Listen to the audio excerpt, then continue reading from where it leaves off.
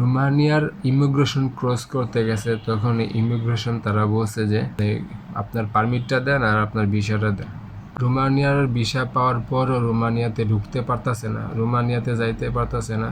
কী কারণে এমনটা হইতেছে আজকে আপনাদেরকে বলবো। এবং এবং এক ভাই আর কি রোমানিয়া ভিসা পাওয়ার পর রোমানিয়াতে ঢুকতে পারে নাই, সে আমাকে তার হিস্ট্রিটা বলছে। আজকে আপনাদেরকে কী কারণে সে ঢুকতে পারে নাই সেটাও আজকে আপনাদেরকে জানাবো। আশা করি শেষ পর্যন্ত সাথে থাকবেন। আমরা জানি যে রোমানিয়ার ভিসাটা পাইতে আসলে 1 থেকে 1.5 বছর, অনেকের 2 বছরও সময় লাগে। আপনার প্রথমে ফাইল জমা দেওয়ার পর পারমিটের জন্য অপেক্ষা করতে হয়। তারপর পারমিট আসা পড়লে আবার এম্বাসিতে অ্যাপয়েন্টমেন্ট পাওয়ার অপেক্ষা করতে হয়। তারপর অ্যাপয়েন্টমেন্ট পাইলে আবার ইন্ডিয়াতে যাই আবার থাকতে হয়। ইন্ডিয়াতে একটা খরচ আছে, থাকার খরচ আছে, যাওয়া আসার একটা খরচ আছে।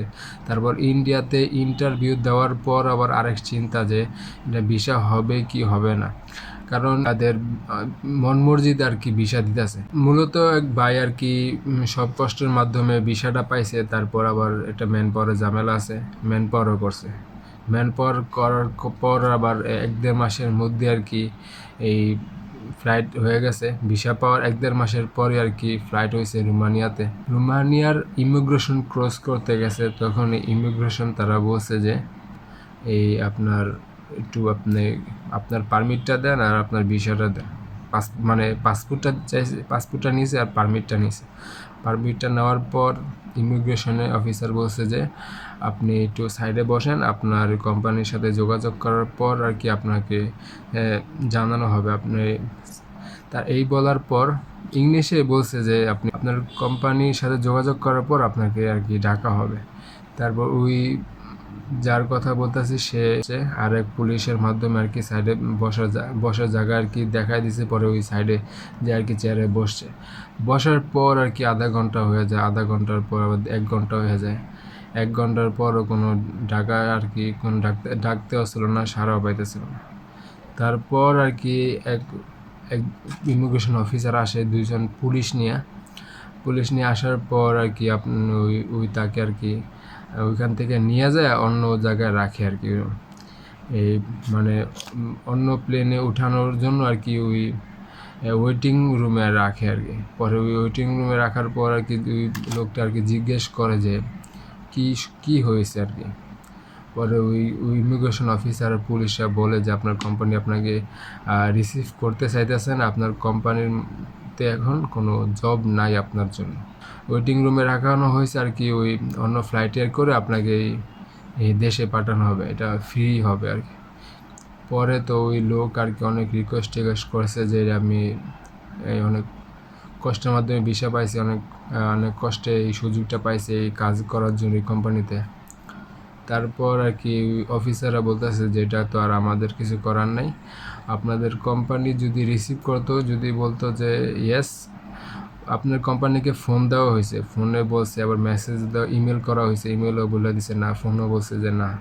আপনার কোম্পানি যদি ইয়েস বলতো যে হ্যাঁ ওই লোকটাকে পাঠিয়ে দেন, আমার কোম্পানিতে কাজ করবে কিংবা লোক লাগবে, তাহলে আমরা আপনাকে বের করতে পারতাম। তারপর আর কি ওই রিকোয়েস্ট করার পর আর কি কোনো অফিসার মানে নেই। তার একদিন ওই এয়ারপোর্টে রাখার পর আর কি পরের দিন ওই অন্য ফ্লাইটে করে আর কি বাংলাদেশে আর কি পাঠিয়ে দেওয়া হয়েছে। এটা থেকে আমরা বুঝতে পারলাম যে আর কি আপনারা এই যারা ভিসা পাইছেন, ভিসা পাওয়ার পর ম্যান পাওয়ার করছেন কষ্ট করে, তারপর আবার ফ্লাইট দিবেন, এটা ভালো কথা। কিন্তু ফ্লাইট দেওয়ার আগে আপনারা অবশ্যই আপনার কোম্পানির সাথে যোগাযোগ করবেন যে কোম্পানি আপনাকে নিবে কি না, আর ওই কোম্পানিতে আপনার কোনো কাজ আছে কি না, এটা একদম নিশ্চয়তা জানার পর আর কি আপনারা আর কি এই রোমানিয়ার উদ্দেশ্যে ফ্লাইট করবেন। এটাই হচ্ছে আজকের মূল লক্ষ্য। আজকে এই ভিডিওর মাধ্যমে এটাই আজকে আপনাদেরকে জানানোর চেষ্টা করলাম যে আপনারা অনেক কষ্টের মাধ্যমে আর কি যারা এই ভিসা পাইছেন।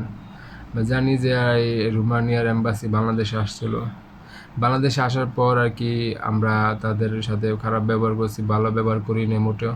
তারপর তারা এখান থেকে চলে যায়, তারপর ইন্ডিয়াতে যায়। ইন্ডিয়াতে আবার অনেক মাস আর কি আমাদের বাংলাদেশি বাঙালি মানুষের কোনো কাজকর্ম হইতেছিল না। তারপর আবার অনেক মাস পর আর কি কাজকর্ম শুরু হওয়ার পর যে বাঙালিদের ভিসা দিতেছে এটাই বেশি। তারপর ভিসা দেওয়ার পর আবার অনেকে আবার ওই যেখান থেকে যাইতেছে। মূলত ওই কোম্পানির মাধ্যমে মূলত ওই তার সাথে এই কাজটা হয়েছে, কারণ ওই কোম্পানিতে আগেও বাঙালি গেছিলো, যায় আর কি থাকে না ওই কোম্পানি আর কি, ওই কোম্পানি থেকে বাঙালি অন্য অন্য অন্য দেশে চলে গেছে। সেই কারণে আর কি কোম্পানি এখন বাঙালির উপর অনেক নারাজ। সেজন্য এখন ওই কোম্পানির ওনার একদম ডাইরেক্ট কথা যে বাঙালি আর কোনো রিসিভ করবো না। এখন যারা আর কি যে অবশ্যই কোম্পানির মাধ্যমে যাইতেছেন, কোম্পানির সাথে অবশ্যই যোগাযোগ করবেন কিংবা লয়ারের সাথে যোগাযোগ করবেন যে